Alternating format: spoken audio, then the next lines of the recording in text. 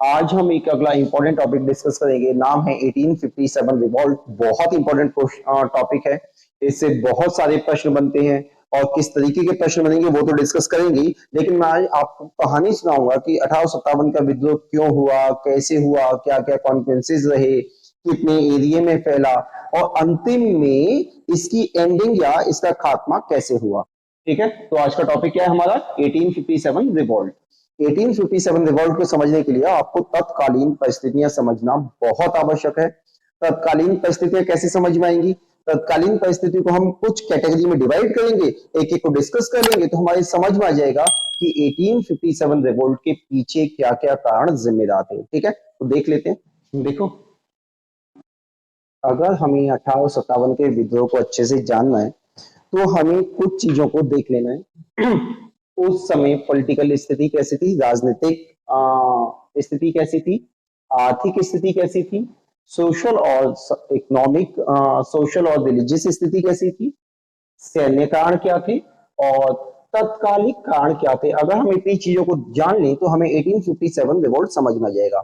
देखो, अगर 1857 का विद्रोह अगर 1857 में हुआ तो वो इमीडिएट नहीं हो सकता। कोई भी घटना होती है तो उसके अतीत में कुछ कारण होते हैं।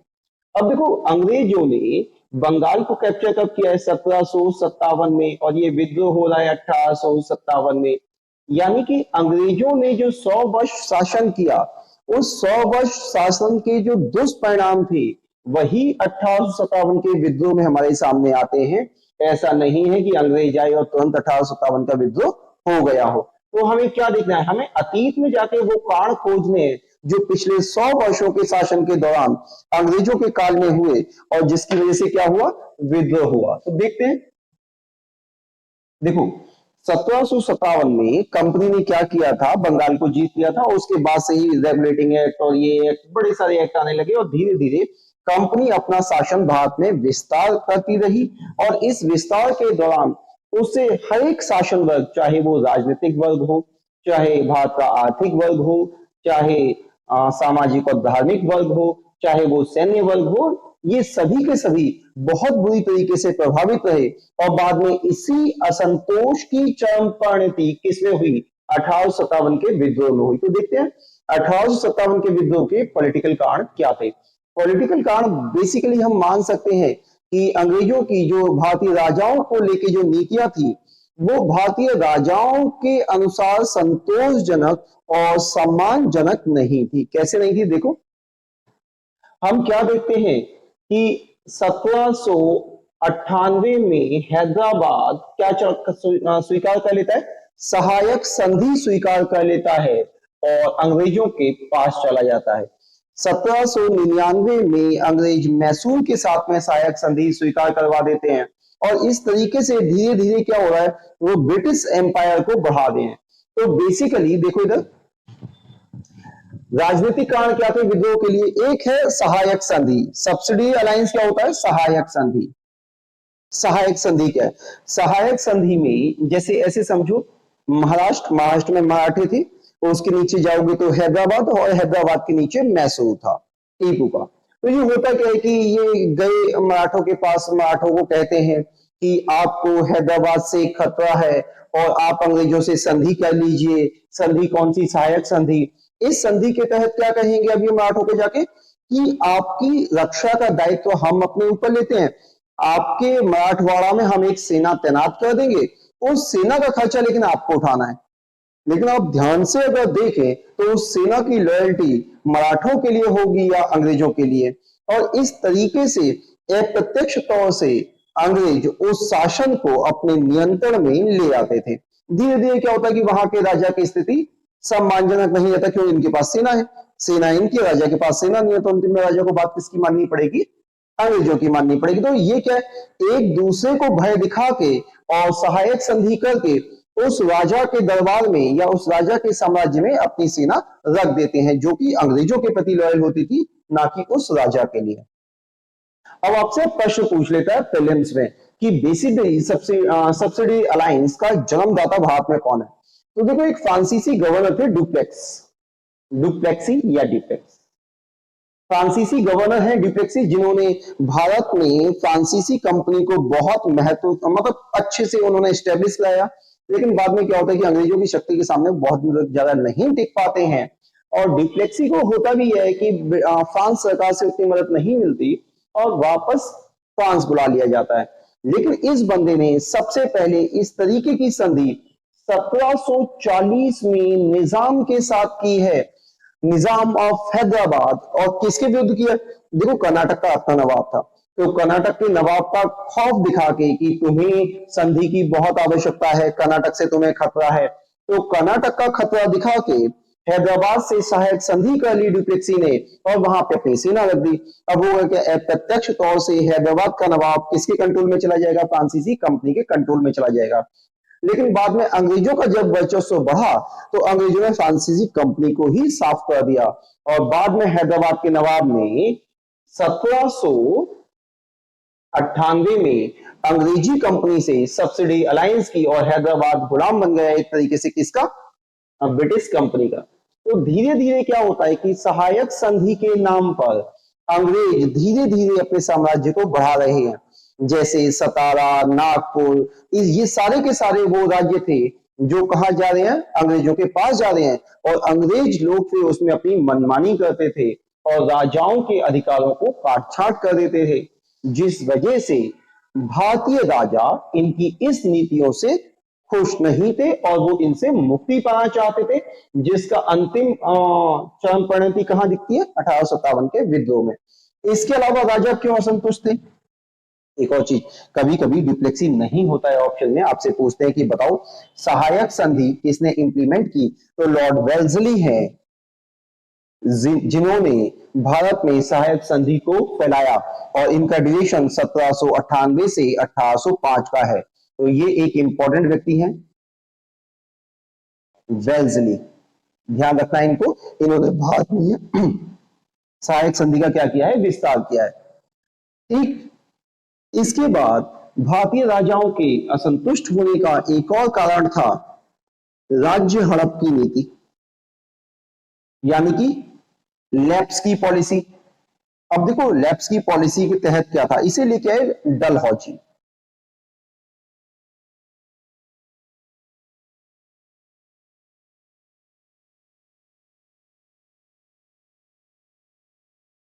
इसे कौन लेके आया है?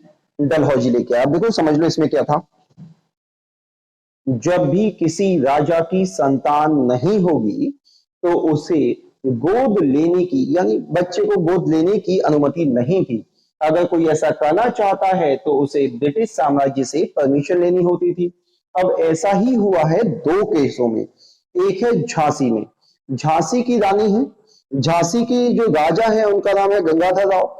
गंगाधर राव की मृत्यु हो जाती है।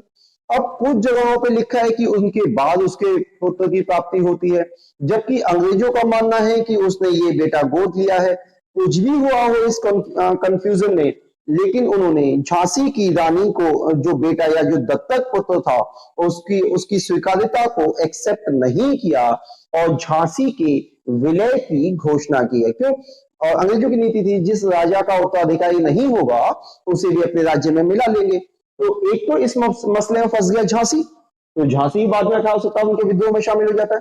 दूसरा, नाना साहब है, पेशवा बाजीराव सेकंड का बेटा है, अडॉप्टेड चाइल्ड है, उसे नाना साहब उसने पेशवा बाजीराव सेकंड ने गोद लिया है।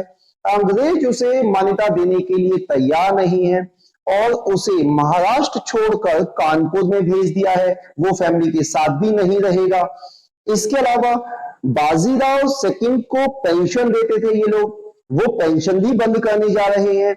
इसीलिए मराठों ने और कहें कि नाना साहब ने इस 1857 के विद्रोह में भाग लिया है। ठीक है, तो इसी तरीके से लगभग भारत के सभी राज्य इनकी नीतियों से त्रस्त चल रहे हैं। किसी की जमीन किसी कारण से छीन रहे हो, किसी की जमीन किसी कारण से छीन रहे हैं। और डलहौजी आते आते तो पूरा सिख साम्राज्य भी 1848 के युद्ध के बाद भारत में मिला लिया। तो काफी पूरे ही देश में राजनीतिक असंतोष है। अच्छा, अब हमने राजनीतिक कारण देखे, राजनीतिक कारणों के बाद अब हमें देखना है आर्थिक कारण। आर्थिक कारणों की वजह से देश में किसानों की बहुत दुर्गति थी, दुर्गति कैसे थी वो समझ लो। अंग्रेजों ने बहुत भारी भरकम टैक्स लगाए हुए थे। भूमि राजस्व के अलावा अलग कई तरीके के टैक्सेस थे।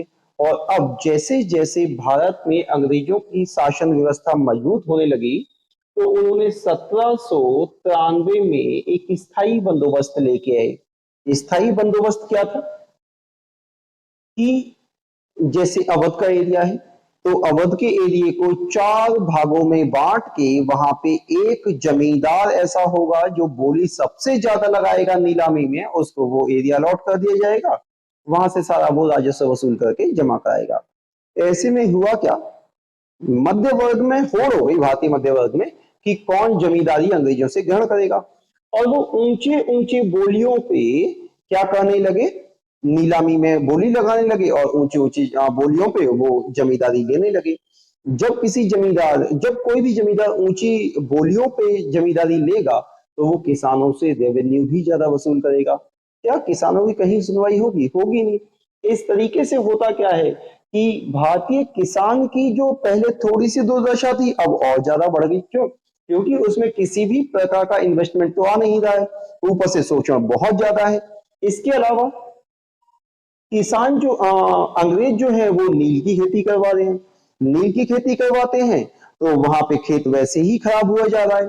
इसके अलावा वो कपास की खेती करवाते हैं और सारा कपास ब्रिटेन लेके चले जाते हैं, यहाँ के उद्योग धंधे चौपट हो गए हैं। इस तरीके से हम देखते हैं कि जो पहले चले आ रहे उद्योग धंधे थे, भारत के कच्चा माल बाहर जाने से वो भी चौपट हो गए।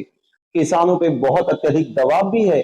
इसलिए पूरे देश में हम क्या देख रहे हैं कि सबकी आर्थिक स्थिति क्या है, खराब। इवन जमींदार जो ऊंची ऊंची बोलियों पे जमींदारी ले रहे थे, वो भी समय पे लगान देने में कामयाब नहीं हो पा रहे थे। इतने शोषण के बाद भी होता क्या था, उनकी जमींदारियां जब्त की जा रही थी।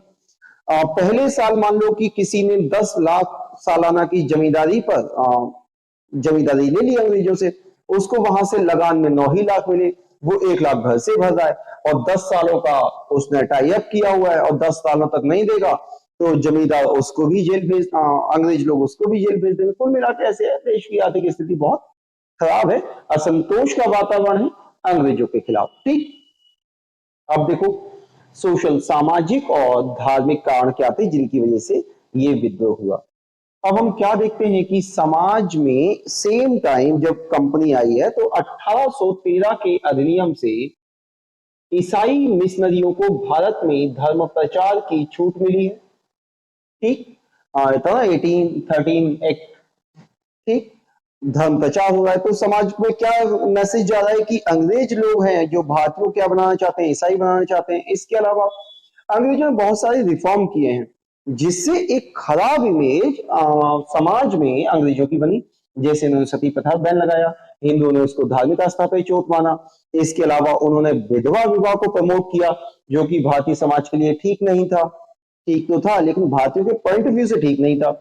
इसके अलावा उन्होंने लड़कियों के लिए स्कूल खोले, जो कहीं ना कहीं पुराना जो सिस्टम था उसे उसमें बदलाव की कोशिश की, और ये बदलाव कहीं ना कहीं अंग्रेजों के खिलाफ एक नकारात्मक रुझान बनाने में कामयाब रहे।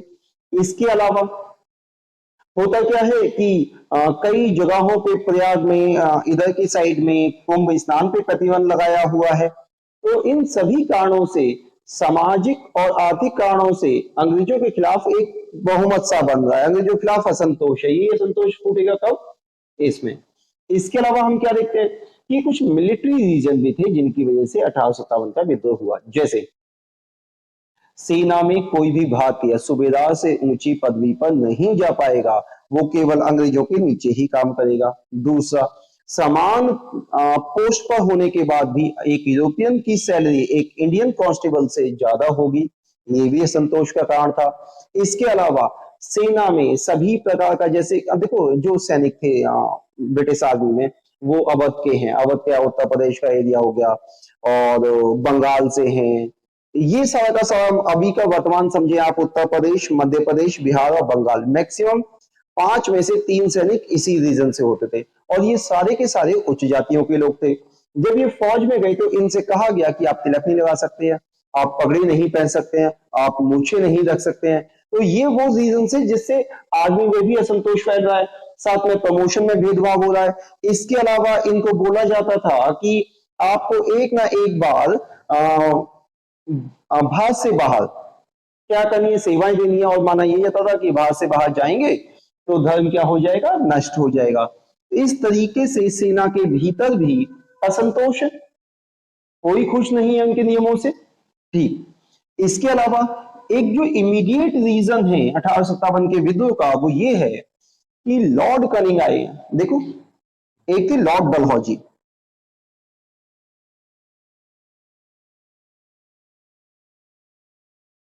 लॉर्ड डलहौजी का ड्यूरेशन था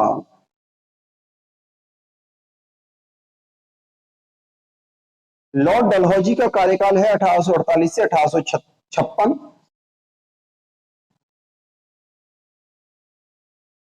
और इस व्यक्ति की 1857 के विद्रोह को बढ़ावा देने के, उनको उनकी आग में घी डालने का काम इस व्यक्ति ने सबसे ज्यादा किया। राज्य हड़प की नीति लेके आया। इसने मुगल बादशाह से तो मिलने से मना करी था, बोला था बिना पकड़ी बिना तलवार के आएगा तो ही मिलूंगा। इसके बाद इसने उसको ये भी कहा कि बेटा तुम्हारे बाद कोई भी यहाँ मुगल बादशाह नहीं होगा, और उनको कह रखा है कि तुम्हारे बाद लाल किला खाली होगा, तुम्हारी सारी फैमिली को कुतुब मीनार पे शिफ्ट कर देंगे उधर ले जाके। तो ये व्यक्ति क्या है, प्रत्यक्ष तौर से बड़ा इस तरीके के इसने डिस्टर्बेंस फैलाया जिससे कि बहुत सारे लोग समाज में इसके खिलाफ है। इसके अलावा राज्य हड़प की नीति से इसने सबको परेशानी कर रखा है। उसके बाद आता है लॉर्ड कैनिंग। लॉर्ड कैनिंग का ड्यूरेशन है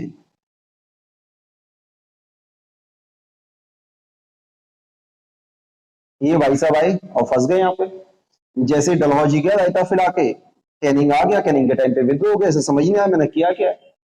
ठीक है, अब इसने एक काम किया था जो बहुत जरूरी था, और काम ये है कि ये फौज के लिए नई एनफील्ड राइफल्स लेके आया है, जिनमें उनमें जो कारतूस पड़ते हैं वो मुंह से उनके कवर क्या है, पीछे से कवर हटाना पड़ता है। और अफवाह ये फैल गई कि उसमें गाय और सुअर की मांस की क्या है, चर्बी है। अब होता क्या है कि हिंदुओं में गाय को बड़ा पवित्र मानते हैं, भाई मांस वास नहीं खाते हैं उसका। मुसलमानों के लिए सूअर क्या होता है, हराम होता है, वो उनके लिए सम्मान की दृष्टि से उसको नहीं देखते हैं, वो उनके लिए खराब चीज है। दोनों ही केसों में क्या हो गया कि फौज में इस कारतूस के प्रयोग से सभी लोग असंतुष्ट हैं, लेकिन क्या करें, चलाना पड़ेगा। अब इन्हीं सब कारणों से होता क्या है वो समझो। 1856 में ही क्या हो रहा है कि नई इनफील्ड राइफल यूज की जा रही है, जिसमें वही चर्बी वाले गाय वाले कारतूस को यूज किया जाए। ये कैनिंग लेके आया। होता यह है कि इसको यूज करने से भारतीय सैनिक मना कर देते हैं। और देखो पहला वाक्य है, जब 29 मार्च 1857 को बैरकपुर में, जो कि पश्चिम बंगाल है, बैरकपुर पश्चिम बंगाल में मंगल पांडे उनको उन कारतूसों को चलाने से मना कर देता है, और अपने एक सीनियर अधिकारी हैं मिस्टर बाग, उनकी गोली मार के हत्या कर देते हैं। तो होता क्या है कि यहीं से इसके असंतोष के कारण हमारे सामने आने लगते हैं। देखो देखो विद्रोह की शुरुआत कैसे होती है। बैरकपुर में क्या होता है कि 29 मार्च को मंगल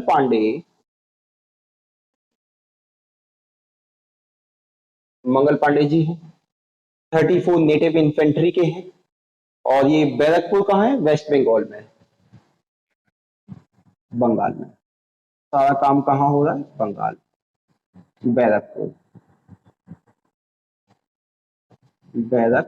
में। ठीक है, बैरकपुर।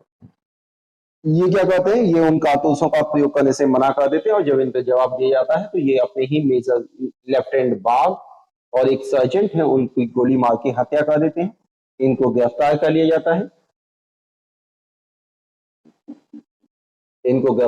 जाता है, देखो अब यहां तक हो गया सारा का सारा। ये काम कहां पे हुआ, बैरकपुर में हुआ। ये सब काम कहां हुआ है, बैरकपुर में। अब ये देखेंगे कि ये आंदोलन उत्तर भारत में कैसे पहुंचा पश्चिम बंगाल से। तो देखो कहानी सुन लो। 3rd कैवलरी इन्फेंट्री है, और बात है 24 अप्रैल की। ठीक है, 24 अप्रैल 1857 को। थर्ड कैवलरी इन्फेंट्री है मेरठ में, जिसमें 85 से 90 सदस्य हैं, जो सभी के सभी क्या करते हैं, चर्बी वाले कारतूसों का प्रयोग करने से कर देते हैं मना। और अंग्रेज सरकार को ये बिल्कुल मंजूर नहीं है कि ऐसे कोई कैसे कर सकता है। ये लोग क्या करते हैं, इन सभी सैनिकों पे कोर्ट मार्शल चलाते हैं और उनको कठोर और लंबे सश्रम कारावास देते हैं। और ये जो सारी प्रक्रिया हुई, ये इंप्लीमेंट होनी है, जो सजा है, सजा इंप्लीमेंट होनी है 10 तारीख से, सॉरी 9 तारीख से, 9 मई से, 9 मई से 9 मई को इन लोगों को हो जाती है सबको सजा, वो भी सश्रम, बहुत कठोर कारावास होता है 9। अब इसी बटालियन में यहां पे और भी सैनिक हैं, तो एक कैवलरी इन्फेंट्री हुई। अच्छा, वो लोग क्या करते हैं, इन सब घटनाओं को देखते हुए 10 मई को जेल तोड़ देते हैं, जेल पे हमला कर देते हैं, विद्रोह कर देते हैं सैनिक छावनी में। 10 को हो गया विद्रोह, और अब यहां से इन्होंने अपने सारे सैनिकों को निकाला है, और 10 की ही रात को अब ये दिल्ली की तरफ बढ़ना शुरू कर देते हैं। अब 11 में सुबह ये दिल्ली पहुंचते हैं, और यहीं से 1857 का विद्रोह किया जाता है शुरू। और बहादुर शाह जफर सेकंड को ये क्या, भारत का बादशाह घोषित कर देते हैं और क्रांति का मुखिया घोषित कर देते हैं। ठीक है, तो इसको पहले, इस घटना को पहले लिख देता हूं, आपके काम आ जाएगी, फिर आगे चलेंगे। देखो, अभी तक हम लोगों ने देख लिया, क्या देखा था अभी तक हमने देखा था कि ये 1857 रिवोल्ट किस किस कारण से हुआ और उनके पीछे कौन कौन लोग जिम्मेदार थे। अच्छा, अब हम देखेंगे, और हमने ये भी डिस्कस किया था कि इमीडिएट जो तत्कालिक कारण था उसमें क्या था, चर्बी लगे कारतूसों की वजह से ये विद्रोह शुरू हो जाता है। और अब हम देखेंगे इस आंदोलन का फैलाव, यानी स्प्रेड ऑफ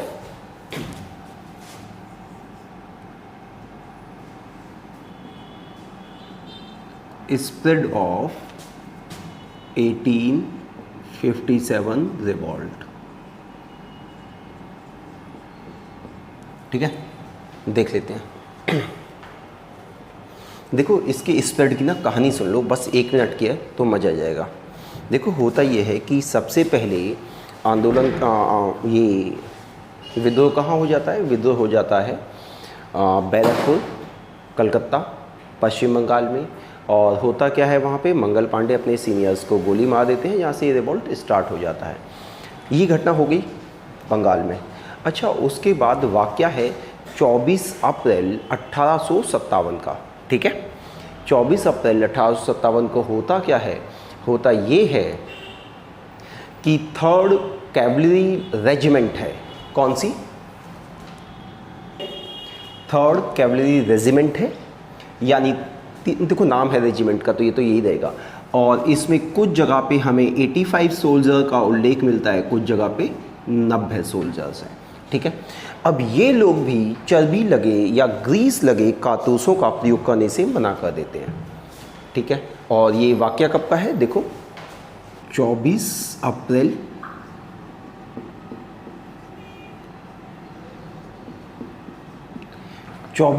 1857 को मेरठ में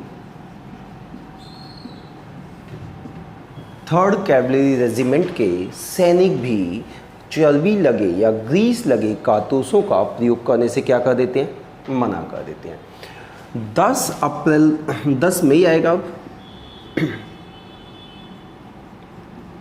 10 मई तक यहाँ से लेके यहाँ तक क्या घटनाक्रम हुआ कि इन सभी लोगों पर कोर्ट मार्शल किया गया।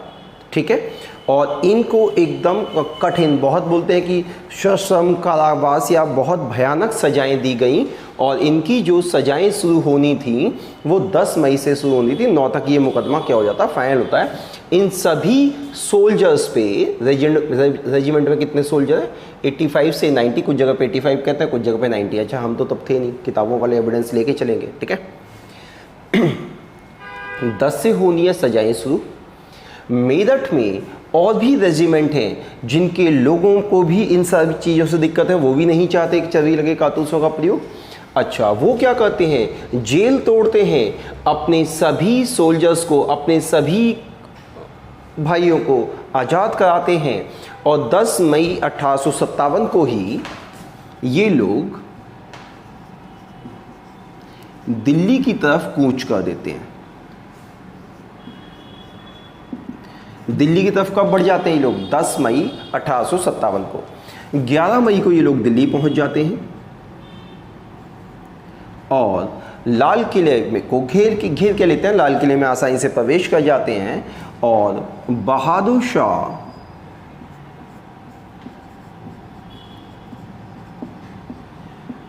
जफ़र को कहते हैं कि हम आपको इस विद्रोह का मुखिया चुनते हैं। और देखो बहादुर शाह जफ़र का भी कुछ चल ही रहा है, इसे ही बहादुर शाह सेकंड भी कह दिया है, ठीक है। इसके भी लाइफ में कुछ चल ही रहा है, अंग्रेज बड़ा जलील करते हैं इसको, बात कोई सुनता है नहीं। मुगलिया सल्तनत केवल लाल किले तक सीमित है, तो इसे भी लगता है कि अपनी पुरानी ग्लोरी को ग्लोरीफाई, जो इनके दिन थे, जो पुराना अतीत था, उसको वापस पाने की कोशिश की जा सकती है। ये उनका मुखिया बनना विद्रोहियों का स्वीकार कर लेता है और यहीं से हम मान सकते हैं कि 1857 का विद्रोह क्या हो जाता है, आरंभ हो जाता है। इसके बाद एक घटना और होती है। नाना साहब जो हैं, जो कि कानपुर में अंग्रेज़ों के एक तरीके से पेंशनर के तौर पे जीवन बिता रहे हैं, वो भी इसको पूरे भारत का बादशाह स्वीकार कर लेते हैं और नाना साहब अपने आप को इस विद्रोह का सेनापति घोषित कर देते हैं।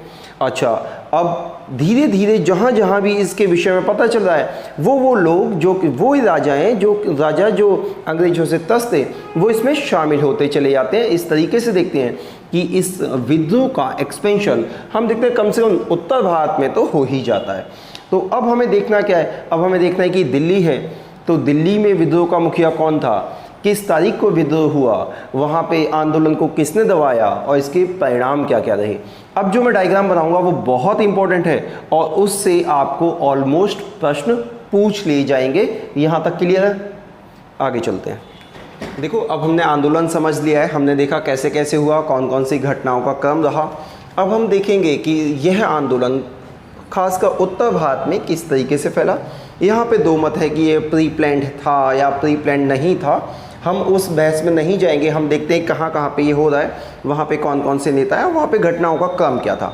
टोटल मिला के मैं 8 या 9 जगह बताऊँगा जहाँ पे ये मेजरली फैला है, उनमें से ही आपको प्रश्न आ जाएगा। देखो, आपसे बेसिकली पूछेंगे कि इसका सेंटर कहाँ पे था, वहाँ के नेता कौन थे, डेट ऑफ ऑकरेंस क्या है, किस दिन ये हुआ, ब्रिटिश कमांडर कौन कौन था जिसने इसको सप्रेस किया या इस आंदोलन को दबाया या इस विद्रोह को दबाया, और समर्पण की डेट। ये बहुत इंपॉर्टेंस नहीं रखती है, ये वाला सेक्शन बहुत वैल्यूबल है, देखते हैं, ठीक है। देखो, सबसे पहले 11 मई 1857 को दिल्ली में 10 को पहुंचे थे क्रांतिकारी। 10 मई को, 11 मई को बहादुर शाह जफर को उन्होंने कन्विंस कर लिया कि आप हमारे क्या विद्रोह के नेता बन जाओ।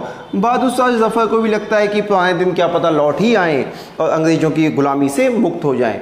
तो दिल्ली में जो नेता हैं विद्रोह के, वो कौन है? बहादुर शाह जफर, जो कि मुग़ल बादशाह हैं, इनका एक सेनापति है बख्त खां। ये दोनों दिल्ली में इस विद्रोह का नेतृत्व कर रहे हैं। 11 मई 1857 को विद्रोह होता है।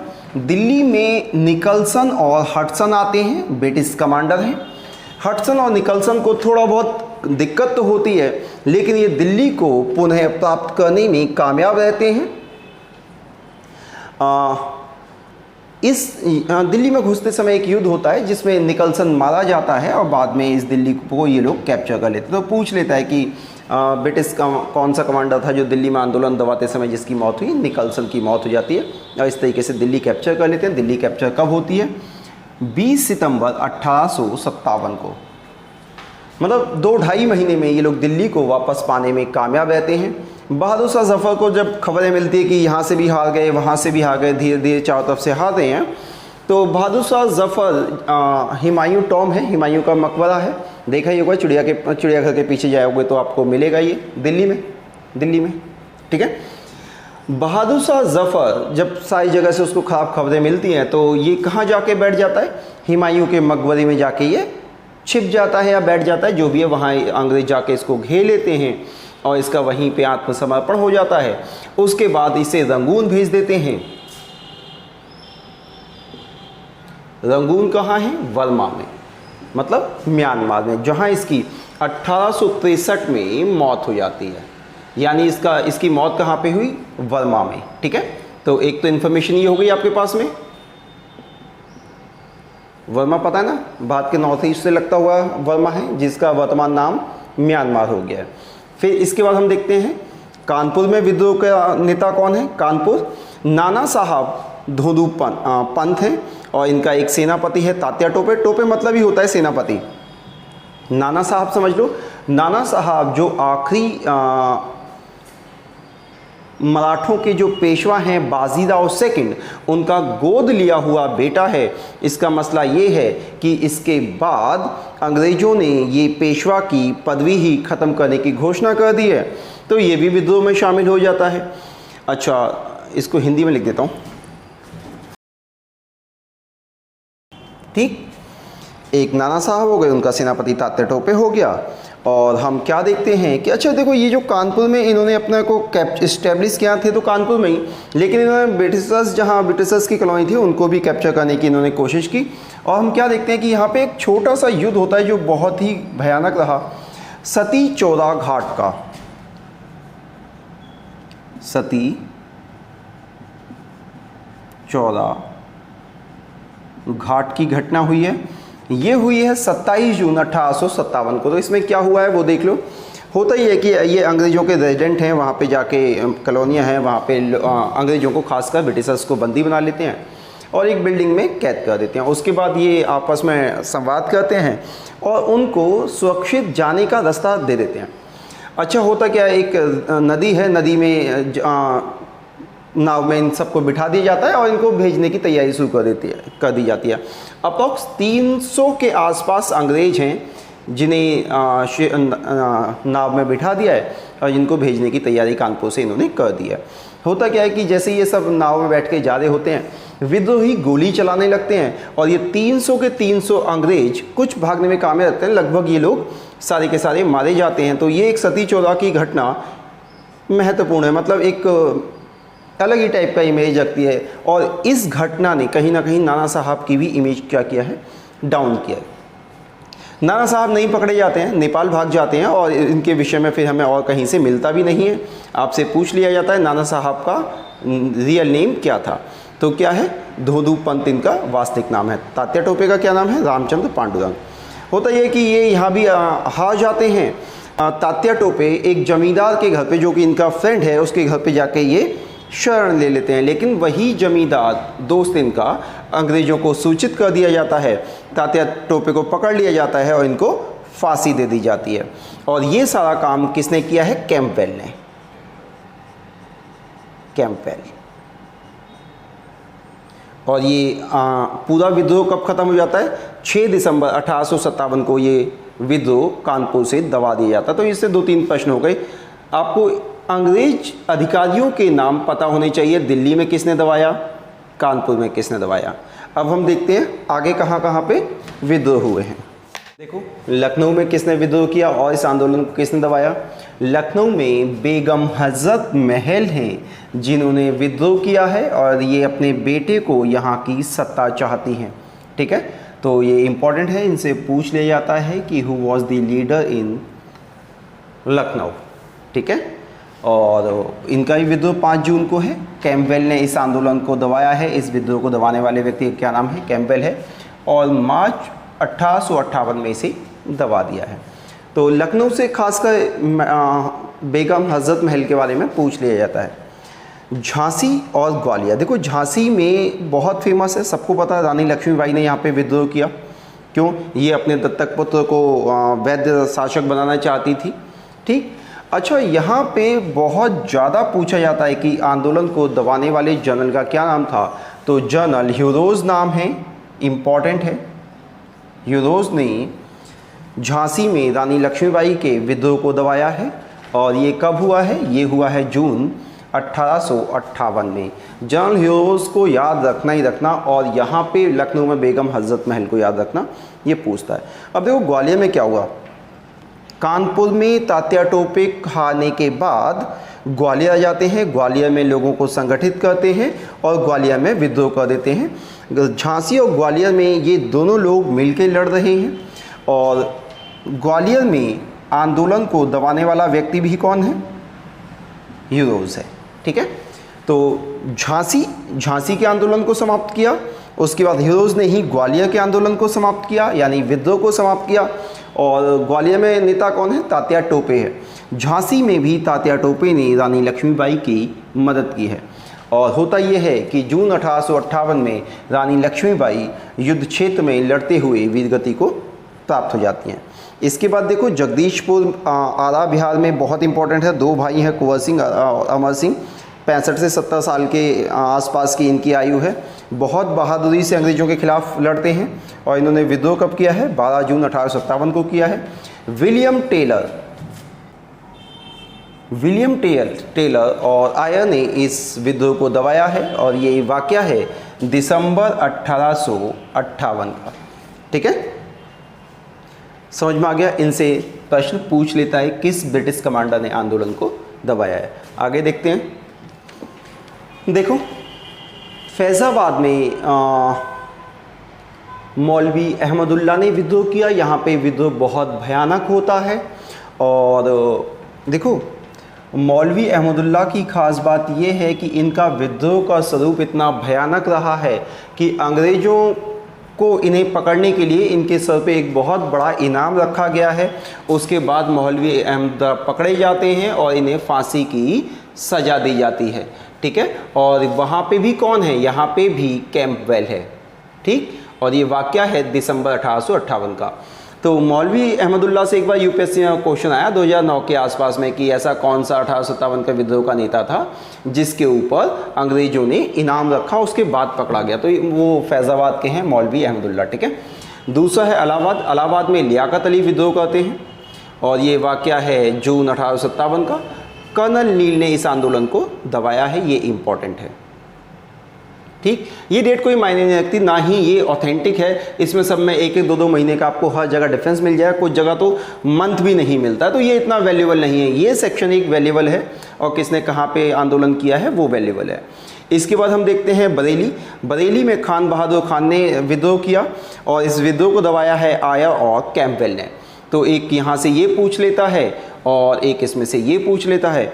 लगभग इन्हीं में से घूम फिर के कोई ना कोई प्रश्न आपको 1857 के विद्रोह से आ जाता है। इसके अलावा अभी हम क्या देखेंगे कि 1857 के विद्रोह पे कौन कौन सी बुक्स लिखी गई जिनसे आपके नाम पूछा जाता है।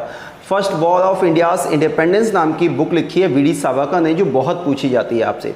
कुछ लोग इसे स्वतंत्रता के लिए लड़ा गया पहला संघर्ष मानते हैं, कुछ लोग नहीं मानते हैं।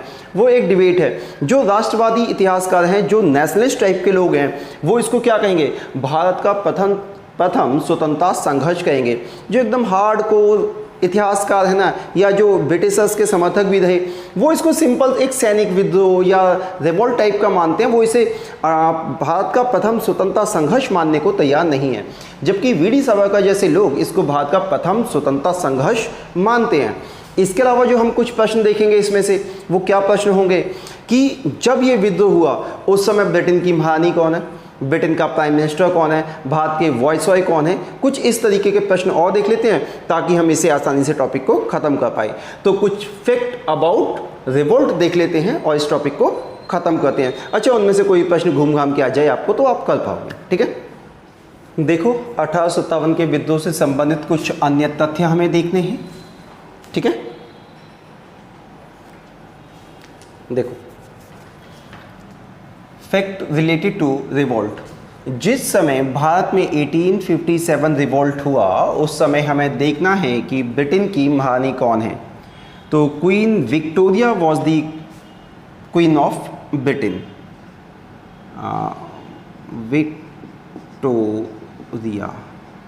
विक्टोरिया क्या है? इंग्लैंड की महारानी है। एक हो गया। सेकंड, आपसे पूछा जाता है जिस समय 1857 का विद्रोह हुआ उस समय ब्रिटेन के प्रधानमंत्री कौन थे। तो विंस काउंट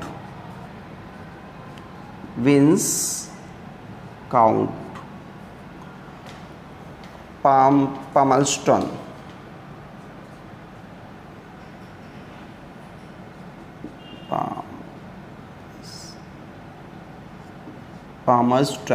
ठीक है। फिर वॉइसरॉय कौन है? Lord Canning. लॉर्ड कैनिंग क्या है? गवर्नर जनरल बन के आए हैं बंगाल के, लेकिन इसके बाद इन्हें पूरे भारत का वॉइसरॉय घोषित कर दिया जाता है। लॉर्ड कैनिंग इनिशियल फेज में कहाँ आए हैं? लॉर्ड कैनिंग आए हैं बंगाल के गवर्नर जनरल के तौर पे। उस समय बंगाल एक बड़ी टेरिटरी थी, उसके साथ में ही सारी टेरिटरी अटैच थी, लेकिन 1857 होते होते पूरे भारत में इनका साम्राज्य फैल चुका था। तो कैनिंग को ही क्या फर्स्ट वॉइसरॉय ऑफ इंडिया घोषित किया गया है। तो इनसे प्रश्न आ जाता है आपको। इसके अलावा देखो, रानी की घोषणा होती है, कब होती है? 1858 में होती है। इलाहाबाद दरबार लगाया जाता है जिसमें विक्टोरिया की घोषणाओं को पढ़ा जाता है, और पढ़ा किसने है? लॉर्ड कैनिंग ने पढ़ा है। और इसमें 3 प्रमुख बातें थी। नंबर 1, कंपनी के शासन की समाप्ति। कंपनी के शासन की समाप्ति, यानी भारत से कंपनी का शासन समाप्त हो जाता है और ब्रिटिश क्राउन के तहत भारत के शासन को लाया जाता है, यानी अब भारतीय प्रजा ब्रिटेन की महारानी की प्रजा होगी। ठीक है, ठीक है। Indian government went under the control of crown. Crown कौन? ब्रिटेन की जो भी राजा या रानी प्रमुख व्यक्ति होगी उसके पास भारत का शासन चला जाता है। ठीक है, भारत की प्रजा को महारानी की प्रजा घोषित किया गया। इसके बाद लॉर्ड कैनिंग जो हैं, जो कि बंगाल के गवर्नर जनरल बन के आए थे, अब उनको पूरे भारत का वायसराय बनाया गया। क्या बनाया गया?